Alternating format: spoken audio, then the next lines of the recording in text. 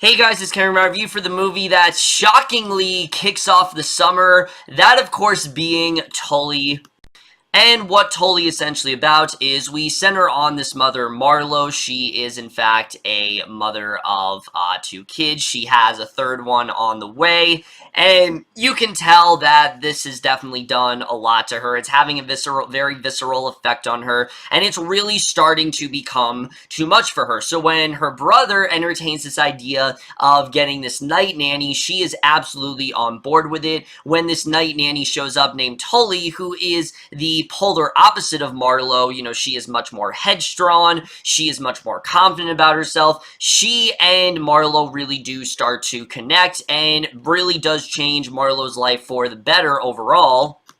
So Tully in general, I was actually really looking forward to this movie. I thought this looked really interesting. It looked like a very honest interpretation of what motherhood really entails, what someone in that situation really does do, the highs, the lows. It did feel kind of autobiographical in that sense because, you know, Charlize Theron is in fact a mother in real life, and I thought this definitely could handle that very well. And I will say, while Tully isn't an amazing movie, this is still a really well done film. I really enjoyed Tully overall. I think it is a very harrowing, sometimes very realistic interpretation of motherhood overall, and we're just getting into it, starting off with the cast. Now, while this movie isn't amazing, the acting certainly is, especially Charlize Theron, who honestly, I think is kind of perfect in this movie. The character of Marlo, she just gets this down to a T. You don't for a second see Charlize Theron in this role. You see Marlo in every single way. I mean, Marlo is someone who, like I said, from the very first shot, you can just see that while she's very dedicated and someone who truly does care about her kids, she often doesn't really do much else. She doesn't really have time to do much of anything. She's constantly up and down. There's this great montage in the very beginning where you see her having to go through her day-to-day life, and you can see how this really does have this effect on her, and I really did love seeing what she has to go through in this film, and when she eventually does connect with Tully, you can see that this definitely does help her out, and I think that Theron did a very good job of portraying both the highest moments, you know, in motherhood, and also the lowest, and I thought this definitely was easily one of her strongest performances yet. Theron is someone who I think is a very well-done actress, but she really hasn't been getting a lot of great roles lately. This easily is her best role in a long time. Like I said, I thought she was pretty perfect here. And then Mackenzie Davis as well, who I am so happy to see is getting really great roles in Hollywood, especially post-Halt and Catch Fire, is also great as Tully. I really like this character. So this is someone who is much more free. She has a lot more time in her hands, and watching her and Marlo connect, just these two interacting, are easily some of the best scenes of the entire film. I thought they worked very well together here. I really did like what Tully does for Marlo, but I also did like getting into Tully's background. Tully herself is not perfect. She is going through a lot of stuff, and I really love getting into their relationship overall. I thought the budding relationship between them was easily the highlight of this film, and I really loved what we got from them here. And then everyone else here is really great. Mark Duplass, as much as he is promoted as one of the big stars of this film, he's really not in this movie a lot, but he's so likable and he's such a great actor that he is definitely a standout. I thought he definitely had a lot of great stuff here as her brother. I thought he played her husband in the film, but no, he actually does play her brother. Ron Livingston actually plays her husband, and this is a character that I thought was actually very underused. I think we could have done a lot more with him. What we get with Ron Livingston, he does do a very good job with. You can see that he tries to support her as much as he can, but at the same time, you know, he's not the mother. You know, obviously, there's only so much that he can do. She's still the mother. At the end of the day, she takes care of a lot of that stuff, and there's a lot more pressure on her hands than his, and I did think that he did a really good job. And both the kids I thought were actually really great. You know, both of her kids in the movie I actually really did like, and I thought everyone for the most part was very well casted here. But now let's get to the directing and the writing, which the directing I was very much looking forward to. Jason Reitman, I think, is a fantastic director. And once again, he does a very good job directing this movie. I thought his directing was pretty spot on here, especially for the first 2 acts, at least. I thought his directing was very much spot on. The comedy worked very well. It's very dark at points, but it is actually very funny. And again, be prepared, because it is very dark humor. This isn't at all a fun movie. I mean, I've seen trailers that say this is a comedy. This is not a comedy. This is very much a dramedy, with mostly drama. Like, sure, there's comedy throughout, but it is very, very dark. And I think the dramatic moments were honestly some of the best parts of this entire film. There's a lot of great stuff this film really does delve into, and I thought those 2 elements worked very well together. I really enjoyed the dramatic stuff overall, and I thought it was very well handled.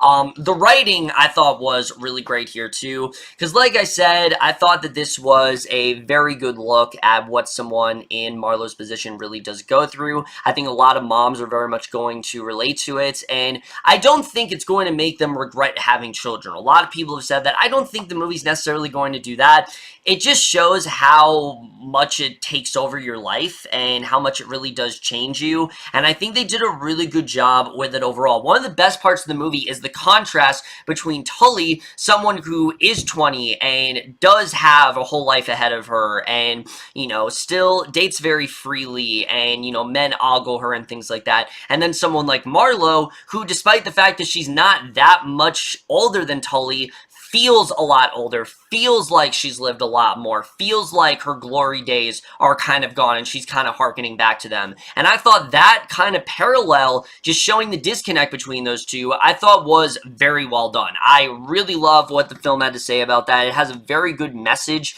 when it comes to that, and I really enjoyed that overall. Also, I really did like the storyline involving Marlowe and her kids. I mean, there's a whole side story with one of her kids who is suffering from autism, and I thought it was really well done. I mean, this could have easily come across as very offensive and really not well executed, but they really did seem like they did their research, and they really did seem like they knew what they were talking about, and I really enjoyed everything that was going on with that story, I have to say. I thought it was one of the best parts of this movie was just seeing her interactions with her, and her son, I thought was really great. So like I said, all the stuff with Marlowe and Tully, it's really great. There's a lot of great stuff going on there. You know, they're very distinct characters, and I really did enjoy seeing that.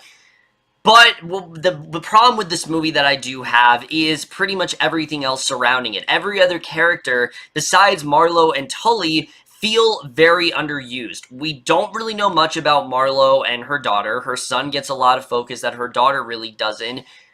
But the bigger problem is her husband. Her husband, played by Ron Livingston, again, as good as he has almost nothing to do in this movie. All he is simply just that. He's just the husband. There's never a point where we cut back to him and we see kind of what he's going through. Because there are points in the movie where it is pretty obvious that he could take care of the kids. He could very much help them. So it comes across less as, oh, he's simply just doing what he can, and more of, you know, why can't you help her out? Why are you being so insensitive? Why can't you just take care of this kid? You know, why can't you just look after, you know, her son or whatever? Why can't you do that? I mean, you're still their father, and it didn't really seem like he had that demanding of a job or anything like that, and the film never really mentions it. So I did feel that, yes, that definitely was a problem. I felt they could have done a lot more with Ron Livingston. Same with Mark Duplass. He was very much underused, and I think that they could have done a lot more with him.